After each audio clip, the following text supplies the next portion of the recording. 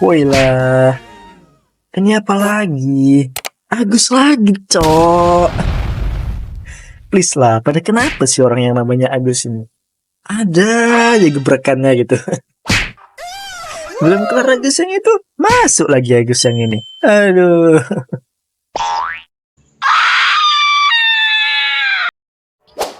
Halo guys, balik lagi di cerita humor Alek Emerald.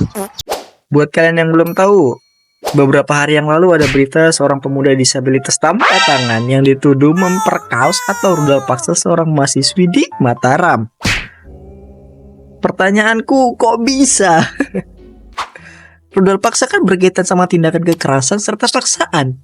Kalian bayangin, Agus ini disabilitas tanpa tangan. Kok bisa mbaknya nggak melawan? Pukul mbak, pukul. Tinju kayak Smackdown apalah gitu. Oke guys, kita baca komentar netizen ya guys ya. Ini dari akun Jakarta Eras. Laporan macam apa ini? Dia aja seumur hidup nggak pernah mainin punyanya sendiri. Apalagi berkaos cewek. Logika aja anjir. Kalaupun benar masa iya sih cewek nggak bisa ngelawan. Iya juga ya kan, itu tadi maksudku pukul lah mbak, pukul ya ampun. Tapi lah kita kan nggak tahu ya guys ya kondisi ceweknya gimana. Jadi kan ini berita juga masih diselidikin.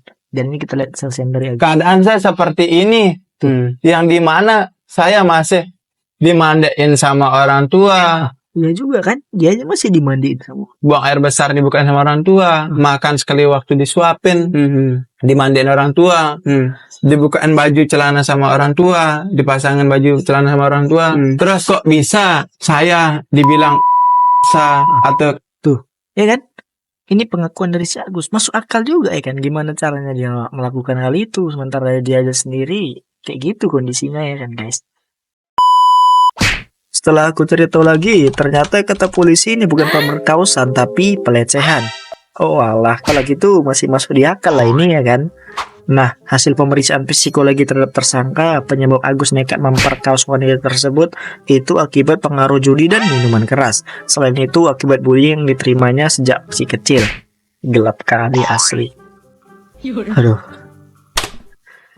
Agus ini tidak memiliki kedua tangan, namun saat menjalankan aksi bejatnya dia menggunakan kakinya. Bejat kali, cok. Lagian kataku mbaknya ini kan mahasiswi kan, berpendidikan gitu, apa nggak bisa disliding itu kakinya mbak? Pelanggaran dah, yang penting nggak kebobolan gitu. Jadi menurut pengakuan Agus mengaku awalnya bertemu dengan si wanita di suatu taman. Setelah berkenalan dan mengobrol, Agus selalu meminta tolong kepada korban untuk mengantarkan dia ke kampus. Namun bukan diantar ke kampus, korban malah mengajak Agus ke salah satu hotel. Ini menurut pengakuan si Agus ya guys ya. Dan kata Agus, yang pesan kamar hotel itu si wanita. Dia bayar, dia bukain, dia nutupin.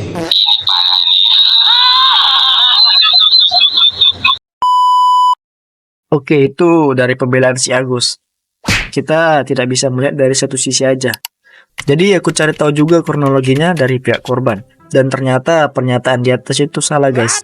Udah kena olah si Agus kita rupanya. Aduh.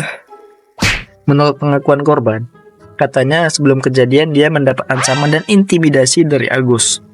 Jadi awalnya begini. Korban lagi duduk di taman lalu dihampiri oleh Agus dan mengajak berkenalan. Ngobrol-ngobrol-ngobrol. Dan dari obrolan itulah yang pada akhirnya cara manipulasi itu kemudian dilakukan. Jadi Agus pakai kekuatan kata-katanya dan memanfaatkan kondisi psikologis korbannya.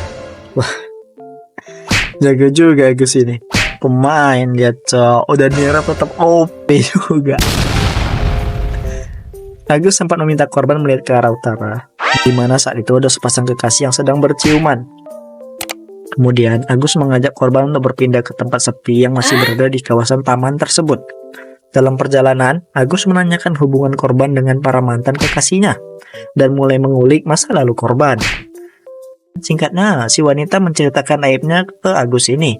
Nah, karena udah tahu aib si wanita, jadi Agus punya ide untuk mengajak si wanita ini pergi ke hotel dan melakukan hubungan intim tersebut. Awalnya si wanita menolak, namun Agus mengancam kalau tidak mau maka aibnya akan dibongkar. Karena takut, jadi wanita ini terpaksa menuruti permintaan si Agus ini. Buset, parah kali cok, kataku mah tahu diri Gus, wanita itu dilindungin bukan dirusak. Kalaupun udah rusak kita perbaiki. Asik, muahal CS. Dan menurut berita terkini, korban Agus ini tidak cuma satu. Alamak, pantesan udah pemain lama dia rupanya. Bisa dibilang bejat juga sih Agus ini ya.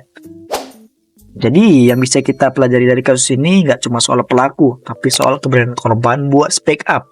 Ini bukan hal mudah, tapi sangat penting agar hal serupa tidak terjadi. Kalau ada teman, saudara atau siapapun yang jadi korban kekerasan, jangan ragu untuk mendukung mereka buat melapor.